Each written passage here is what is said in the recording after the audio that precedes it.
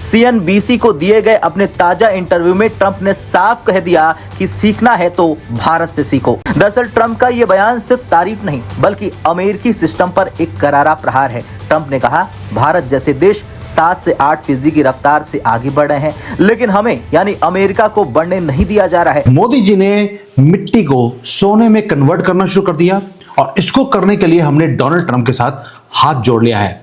यानी कि कहीं ना कहीं मोदी जी और ट्रंप दोनों मिलकर दुनिया को बेवकूफ बना रहे हैं, वही दुनिया जो पहले हमें बेवकूफ बना रही थी। अब एक चीज दिखती है कि India is now putting conditions after conditions कि जी हमको कॉम्पिटिटिव एडवांटेज चाहिए तब हम साइन करेंगे। तो ये एक एक करके ना कंडीशंस ऐड की जा रही हैं। उसके बाद अभी बोला है हाँ जी वो अच्छा डील है, अच्छा December 31st 2029 एंड हो जानी चाहिए। जो एक बड़ा विजिट मैं कह रही हूँ कि होने जा रहा है वो है भारत के प्रधानमंत्री नरेंद्र मोदी का अमेरिका का विजिट। जी एग्जैक्टली, नरेंद्र मोदी साहब दोबारा से अमेरिका आ रहे हैं। इसकी वजह यह है कि अमेरिका ने भारत के प्रधानमंत्री को एक बार फिर इनवाइट कर लिया है। अब आप ये कहेंगे कि वो अभी तो होकर गए थे। इंडिया के अंदर इस पोजीशन को बड़ा डिस्कस किया जा रहा है और अमेरिका के अंदर भी। ये एक बड़े इंपॉर्टेंट बंदा है जिसने ये बात की है कि, और इसने जो बात की है इसने पहले भी एक बात की है, लेकिन ये पॉइंट इसका इंपॉर्टेंट है। उन्होंने कहा कि 30 ईयर्स से एक प्रोजेक्ट था जिसका नाम था इंडिया, जिसके ऊपर हम काम कर रहे थे। ट्रंप साहब ने, एडमिनिस्ट्रेशन ने उनके मुंह पे जो है ना, basically use the word Trump has literally spit in India's face. Trump का निशाना सीधा अमेरिकी फेडरल रिजर्व की सावधानी वाली नीति पर था।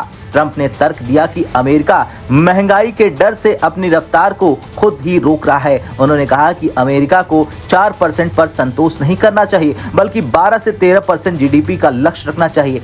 दोस्तों, $30 बिलियन का एक ऐसा वेपन है जिसे तैयार कर लिया दोनों ने मिलकर। अब बताता हूं हुआ क्यों और कैसे हुआ। 6 महीने पहले आपको याद होगा बीजिंग ने हल्का सा मार्केट को टाइट करना शुरू कर दिया। उन्होंने रिस्ट्रिक्ट किया कि वो जो एक्सपोर्ट है रेयर अर्थ मैग्नेट्स का, उसको वो नहीं होने देंगे। जय हिंद। साथियों, ट्रंप ने इस समय इंडिया के बारे में कुछ ऐसा कहा कि इंडिया 7 से 8% की जीडीपी ग्रोथ रेट से बढ़ रहा है और वहीं पर अमेरिका 1-2% की जीडीपी ग्रोथ रेट से आगे बढ़ रहा है। और इस पर अब ट्रंप ये कह रहा है कि हमें भारत से कुछ सीखना चाहिए कि भारत की जो नीति है जिसके कारण भारत का जो जीडीपी ग्रोथ है वो 7 से 8% पर ईयर है, लेकिन अब अमेरिका की भी नीति ऐसी बनानी चाहिए जिससे कि अमेरिका का जीडीपी ग्रोथ रेट 7-8 नहीं 10 से 12% चला जाए।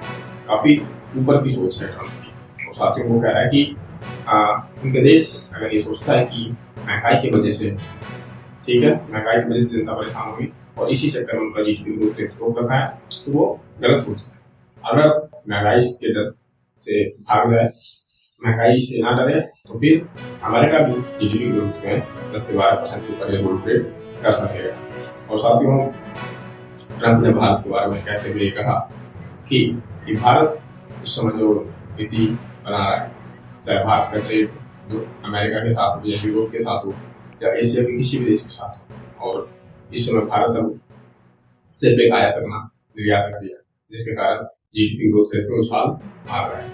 वो अब चाइना खुद यूज करेगा। जो ग्लोबल टेक्नोलॉजी सप्लाई चेन्स है इमीडिएटली वो चोक होनी शुरू हो गई। भारत कंप्लीटली एक्सपोज हो गया। हम इस चीज के लिए रेडी नहीं थे। हम 100% जो क्रिटिकल मिनरल्स हैं, ये जो मिट्टी है, इसको हम इंपोर्ट करते हैं। लिथियम है, कोबाल्ट है, सिलिकॉन है, एक भी चीज भारत में अभी प्रोड्यूस नहीं होती। और इसके बिना हम इलेक्ट्रिक व्हीकल्स नहीं बना सकते, हम मॉडर्न डिफेंस सिस्टम्स बना नहीं सकते, और अगर ये नहीं होंगे मिनरल्स तो हम चिप्स भारत में नहीं बना सकते। लेकिन कल या कुछ दिन पहले न्यू दिल्ली ने लॉन्च किया एक मैसिव काउंटर स्ट्राइक। क्या कर दिया हमने अप्रूव किए 12 नए सेमीकंडक्टर मैन्युफैक्चरिंग प्रोजेक्ट्स, सिर्फ 1.6 लाख करोड़ रुपीस के। हमने टेबल के ऊपर पैसे फेंके हैं कि आओ भारत में बनाओ। लेकिन इसमें सेमीकंडक्टर अकेला नहीं है, सोने मिट्टी से सोना बनाना है, उसको भी हमने कर दिया, क्योंकि ये हिस्टोरिकल मूव है। दोस्तों, मीडिया क्या बोल रहा है? मीडिया बोल रहा है कि भारत चिप मैन्युफैक्चरिंग में इंडिपेंडेंट हो जाएगा। दे आर कंप्लीटली रॉन्ग, क्योंकि वो सिर्फ शाइनी ऑब्जेक्ट्स जो फाइनल प्रोडक्ट है वो उसकी तरफ देख रहे हैं। अगर आपको याद होगा, मैंने थोड़े दिन पहले वीडियो बनाया था कि चाइना ने जो रेयर अर्थ मिनरल्स हैं पूरे अपने कब्जे में कर लिया। वो चिली में है, वो साउथ अमेरिका में है, वो अफ्रीका में है, कहीं भी। हमारे पास अभी हम चिप मैन्युफैक्चरिंग की फैसिलिटी लगा रहे हैं, लेकिन हमारे पास रॉ मटेरियल्स का कोई भी सिस्टम नहीं है। चलिए, हमने कुछ दिन पहले वीडियो बनाया, गवर्नमेंट ने ऑलरेडी 1.5 लाख करोड़ रुपया टेबल पे फेंका है कि अब इसको भी कन्वर्ट करना है। दोस्तों, चिप्स आपको मालूम है वो सिर्फ एक फाइनल प्रोडक्ट है।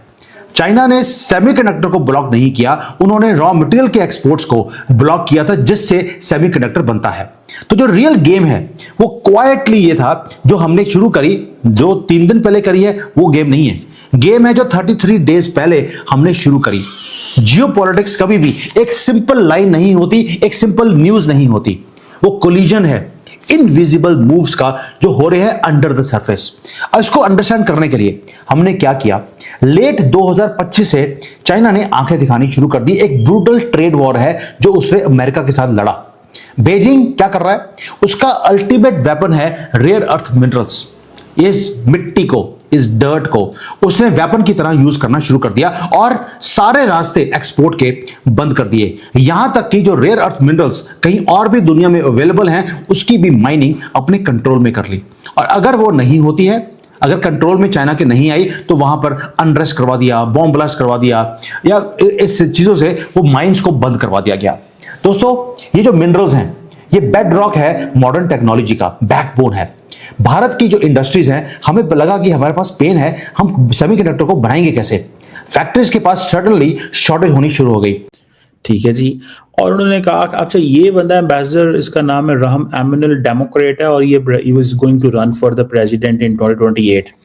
जरा सुनिएगा इसकी बात को, और फिर मैं आपको बताता हूँ कि कल रात ट्रंप ने जो हेल होल कह दिया वो भी एक मसला बना हुआ। सुनिए। This president did pull the THAAD anti-missile system out of South Korea, take the aircraft carrier that's the only permanent aircraft carrier based anywhere in the world outside of the United States is in Okinawa, Japan, pull it out, take the Marine unit out of Okinawa, take India, that's been a 30-year project of every Democratic Republican administration to bring them closer to the US orbit, and literally spit in their face as we did on this administration, or do what we're doing also while we're all side.